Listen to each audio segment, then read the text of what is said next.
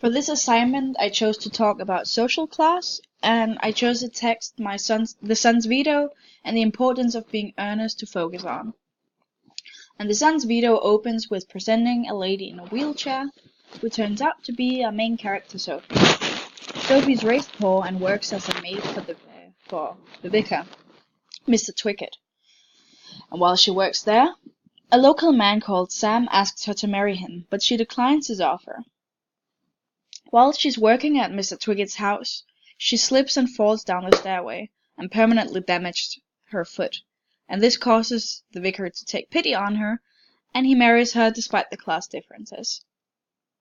And because of the class differences, they have to move away from where he originally lived. They have a child together, whose name is Randolph. But because the vicar is so much older than Sophie, he dies first and she's left a widow. Again, Sam proposes to her, and again Sophie can't say yes to him, but this time it's because her son doesn't want her to, and Randolph actually forces her to swear that she won't marry Sam without his blessing. And eventually, the story ends with Sophie dying as a miserable woman. Sophie's our main character in The Son's Veto, and in her flashback, she is a young woman, around 19, who works as a maid for the vicar. This shows us that she's a working class girl, which she herself comments on multiple times during the story. Her son corrects her lower class grammar, and she feels out of place in the upper class world. But despite all this, she is very bright. She makes good choices and marries Mr. Twickett based on circumstance and information, which was the smartest thing to do for someone in her situation. She also declines Sam because she didn't believe he had enough to offer her. And she does not seem too unhappy with the vicar.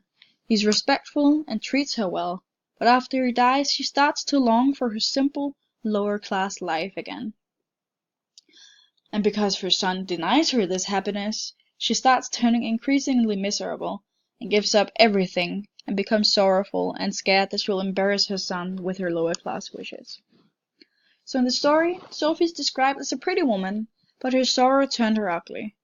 She's also smart and acts according to her best interests and actually moves up the social ladder, which ends up destroying her from the inside out.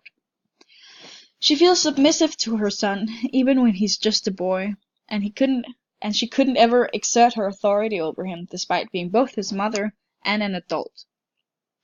And thus, she lets him control her life.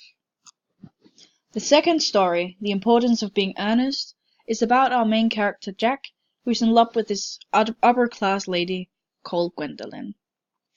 Gwendolyn is his best friend's cousin. In this story, Jack pretends to be someone he isn't. He pretends to be Ernest Worthing, an irresponsible young man that doesn't have all of the responsibilities that Jack himself does. This turns out to be in his advantage, because Gwendolyn will only marry a man called Ernest and would never, ever consider marrying someone who was not named Ernest. After he proposes to Gwendolyn and she agrees to marry him, Lady Bracknell demands to get an interview with him to see if he's eligible to marry her daughter. And she's fine with everything but the fact that he was found in a handbag at Victoria Station and has no parents.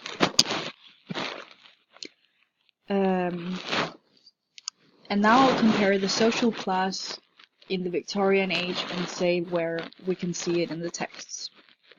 And in The Son's Veto, it's very clear that Sophie is a victim of the society and social classes. In the Victorian age, it was quite prestigious to be rich, and you'd have a better chance of living a longer life with a lot more luxuries than the common person. And therefore, it's not a hard choice that Sophie has to make when she agrees to marry the vicar. Anything else would actually be dumb. He can provide her with comfort, help, and safety for her damaged leg. And the vicar also knows that he's committed social suicide by marrying Sophie, which is why they have to move away from the rural area he used to live in to some part of London where he won't be recognized, and where his neighbors won't know about Sophie's origins. They have Randolph together, and they of course send him to the best school in England. And Randolph is very smart and knows a lot of things, but the formal education did not teach him to respect his mother. In contrary, it caused him to be stuck up and view class and wealth as more important than emotional well-being. And I believe that he sees himself as upper class even more so than his father. And when the widowed Sophie receives a proposal from Sam, Randall forces her to decline because she'd have to forfeit her house and income if she agreed. So, despite having moved upwards on the social ladder through her marriage, she is vulnerable and falls down a few steps after the vicar dies.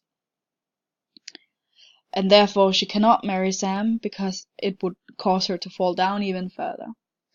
And in my personal opinion, I believe that the three main characters each represent a part of the social classes in the Victorian society.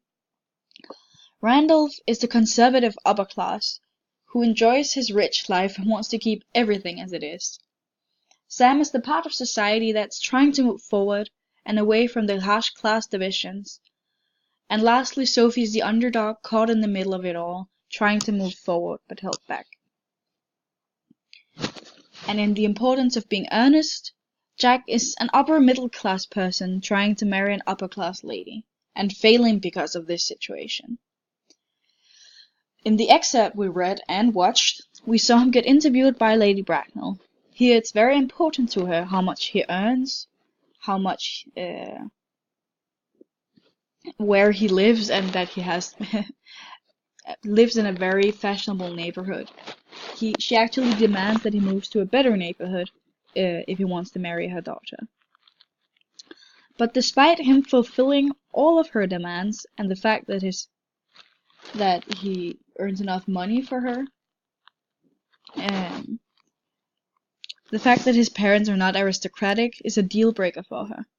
Here, it shows that no matter how far you move up the ladder socially and economically, you may never be accepted as an upper class without being born by the right people. And this was very common for the Victorian age, and both these stories criticized the way society was. The Sun's Veto tried to show the harsh tragedy of someone trapped in the system of the social classes, and The Importance of Being Earnest ridiculed the upper class.